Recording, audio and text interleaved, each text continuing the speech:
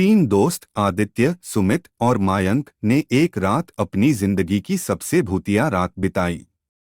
वे एक पुराने हाथी घर में गए, जहां उन्होंने अनदेखे और असीमित घटनाओं का सामना किया। क्या वे रात बिताने के बाद बच पाएंगे? जब वे हाथी घर पहुंचे तो वहां से आने वाली भूतिया आवाजें उन्हें अचंभित कर रही थीं। अचानक एक अंधेरे कमरे में कुछ रूहानी शक्तियों का सामना करना पड़ा, जिसने उनकी सांसें रुका दी।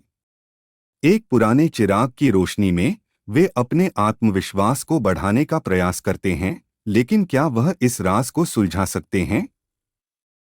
रात बढ़ती है और सच्चाई सामने आती है, जिससे उनकी दोस्ती का सामर्थ्य परीक्षित होता है। हवेली की गहराइयों में एक पुरानी पुस्तक उनकी दिलचस्पियों को और बढ़ाती है, जिसमें वे एक पुराने राजा के बारे में सुनते हैं जिन्होंने अपने दोस्तों के लिए अपनी जान देने का संकल्प किया था। इस सीख से प्रेरित होकर वे भी एक उत्कृष्ट नृत्य आयोजित करते हैं, जिसमें वे अपनी अद्वितीयता को साझा करते हैं और एक नए आगे बढ़ने का संकल्प लेते हैं। जब वे एक रहस्यमय हवेली में पहुंचे तो वहां उन्हें एक पुरानी तस्वीर मिली, जिसमें एक आदमी अपनी आंखों में दर्द से दिख रहा था।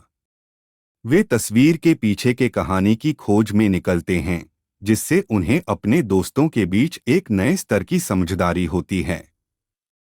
सच्चाई का पर्दा उठता है और वे जानते हैं कि उनकी दोस्ती का असली मतलब केवल एक राज नहीं होता, बल्कि एक दूसरे के साथ साझा किए गए कठिन समयों में भी स्थिर रहना होता है।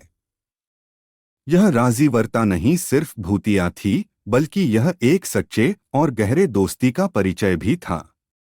हवेली की बाहर चंदनी रात में तीनों दोस्त सजग होते हैं और एक अनगिनत सितारों के तले उनकी दोस्ती की कहानी रोंगटे बढ़ाती है।